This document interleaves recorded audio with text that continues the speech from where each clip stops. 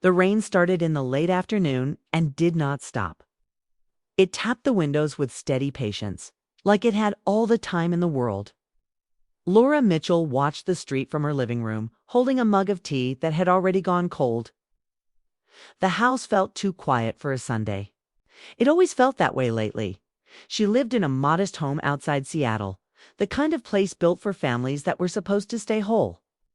The walls still held echoes of laughter from years ago, when her son was a child and her husband came home on time. Now, those sounds felt far away, like memories from another life.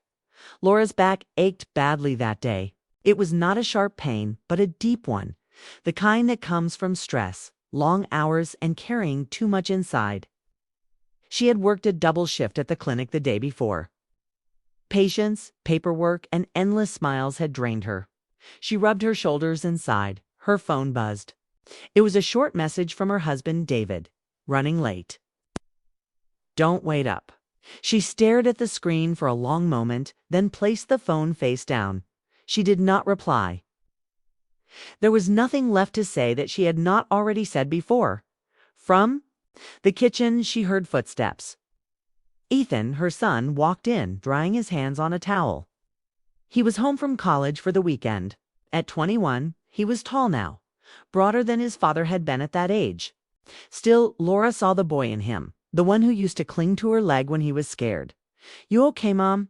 Kana asked, noticing her stiff posture. "My back is killing me," Laura said, forcing a small smile. "I guess I'm just getting old," Ethan frowned.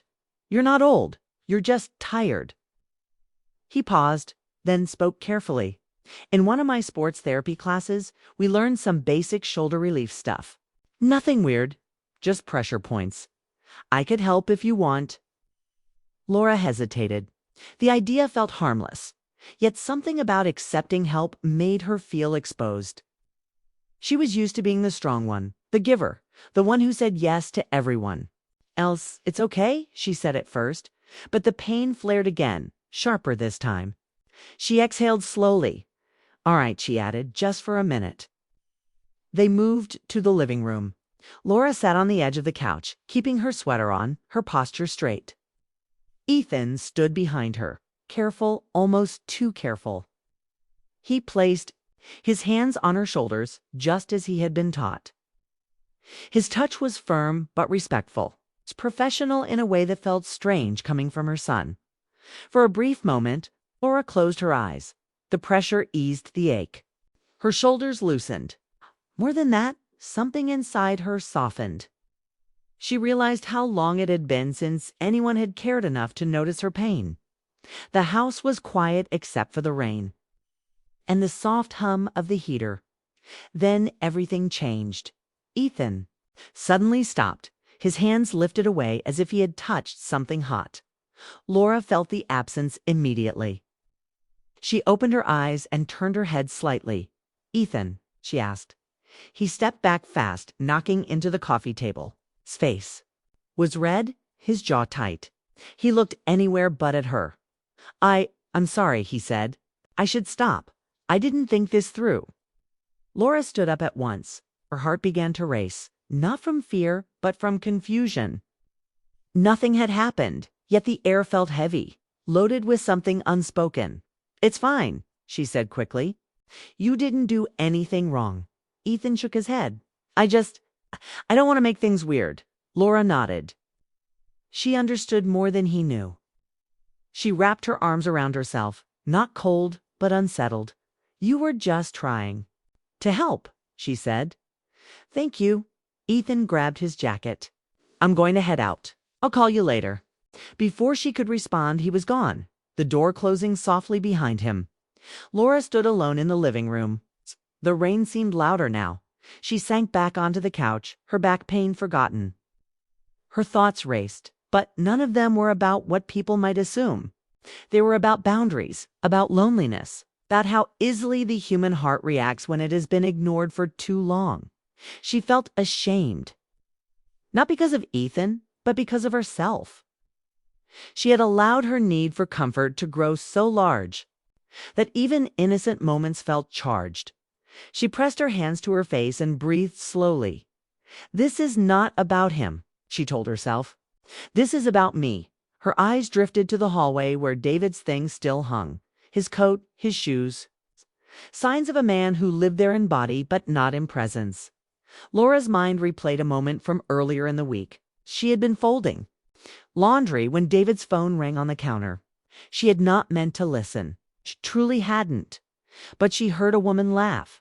Not a polite laugh. A warm one. Familiar. David's voice had changed too. Softer. Lighter. Laura remembered how her chest had tightened.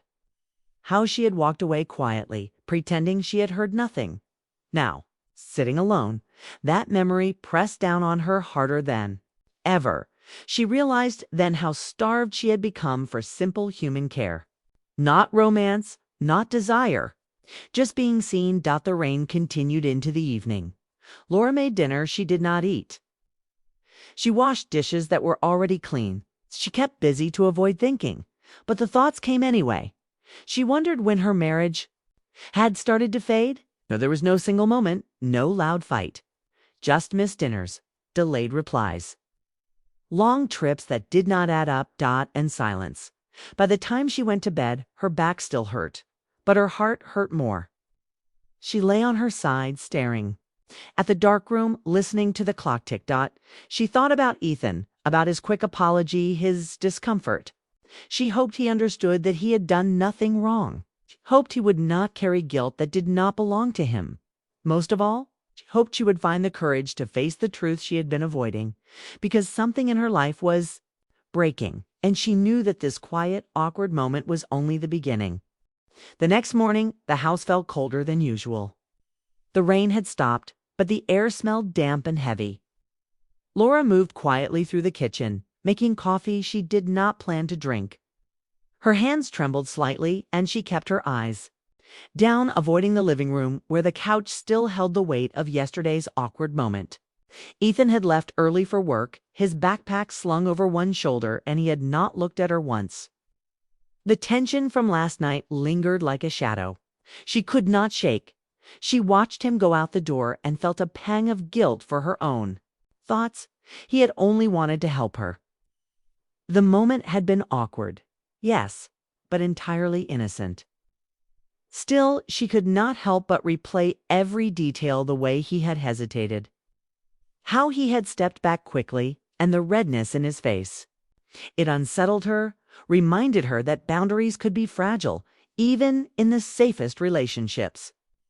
She knew she had to untangle her own emotions before they became something complicated, something that could hurt both of them. With a deep sigh, she turned to the laptop left on the counter. She had not intended to look. Not really, but her hand hovered over the keyboard. A part of her wanted answers, a part of her wanted proof, and a part of her feared what she might find. She clicked. It opened, and the messages appeared.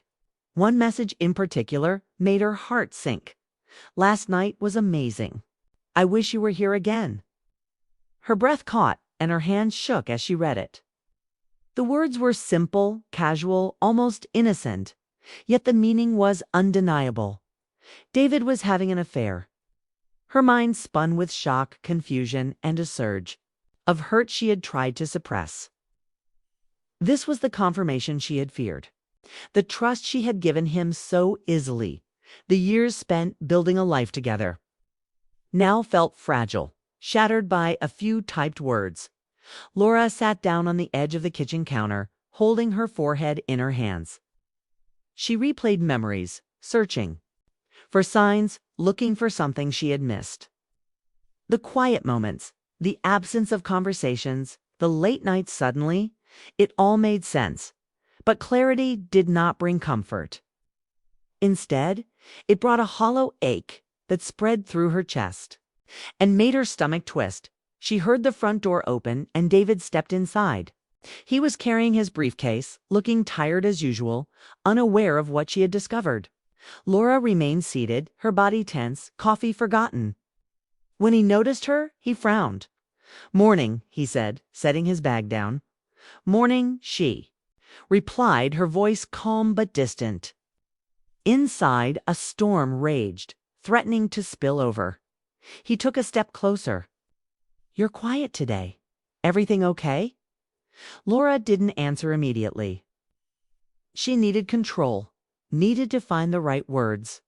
She wanted him to see the gravity of what she had discovered without screaming or crying, without giving him the satisfaction of seeing her break. She could feel her voice trembling, but she forced it steady. I saw the messages, she said finally. David froze, his eyes widening slightly.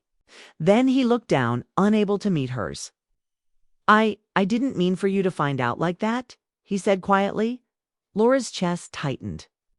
She could hear the remorse in his voice, but she did not know if it was real. Did you think I wouldn't?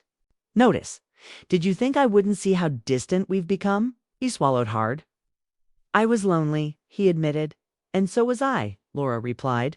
The words came out soft, almost too soft, but they carried a weight that stunned him. They sat in silence for a long moment, the air thick with years of unresolved emotions. Later that day, Laura found herself sitting at the kitchen table again, this time with Ethan. He was quiet, his hands folded, eyes searching hers. She wanted to tell him everything, not the intimate details, but enough so he could understand why yesterday had been awkward and why the house felt heavy now. Your father broke my trust, she said softly, and I think I forgot what healthy boundaries felt like because I was hurting. Ethan nodded slowly, his jaw tight.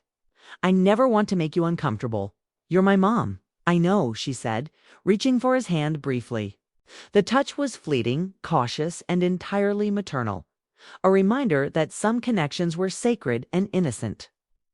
She pulled her hand back, letting space return, letting them both breathe. Some wounds, Laura realized, were not caused by touch. They were caused by absence, by silence, by the slow erosion of attention and care. Ethan's kindness, though innocent, had reminded her of what she had been missing, both as a wife and as a woman who had been seen only as a caretaker. She spent the evening reflecting, considering her options.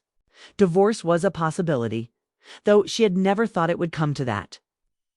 Healing alone seemed frightening, but so did remaining in a relationship built on half-truths. She thought about conversations she would have, decisions she would need to make, and the courage required to face the reality she had been avoiding. Ethan stayed close that night, helping in small ways, bringing her tea, checking if she needed anything. His presence was grounding, a reminder that family could provide strength even when love faltered. Laura appreciated it, but she kept boundaries, careful not to confuse their relationship. She understood that emotional support could be healthy. Without overstepping, the days that followed were tense. Laura and David spoke minimally, their conversations polite but heavy with unspoken words. Ethan continued his routines, careful to respect his mother's space. And Laura, in quiet moments, began to understand herself better, her needs, her boundaries, and her capacity for forgiveness. One evening, as she watched the sunset through the kitchen window, Laura realized something important. Life would not simply return to the way it had been. There would be no instant fixes, no magic that could erase betrayal or loneliness. But she could reclaim her sense of self. She could redefine the way she related to those she loved. She could heal without losing herself. Laura's story was not over. The pain, the heartbreak, and the tension would remain for some time. But she had discovered a truth that was stronger than any deception. She mattered. Her emotions mattered. Her boundaries mattered. And for the first time in months, she felt a faint glimmer of hope that things could get better. Not just for her, but for Ethan as well. The most uncomfortable moments, she realized, were sometimes the ones that woke you up to reality. They forced reflection, honesty, and change. And though the future was uncertain, Laura felt ready to face it, knowing she could do so with dignity, courage, and the love of a son who only wanted to help. That night, she went to bed with a calm she had not felt in years. The house was quiet. The rain had stopped completely, and she could finally breathe, for the first time in a long time. She allowed herself to believe that she could move forward, slowly but surely, toward something real, something honest, and something filled with hope. The story was far from over, but the hardest part, the reckoning, had begun. And Laura understood that sometimes surviving the hardest truth was the first step toward a life worth living.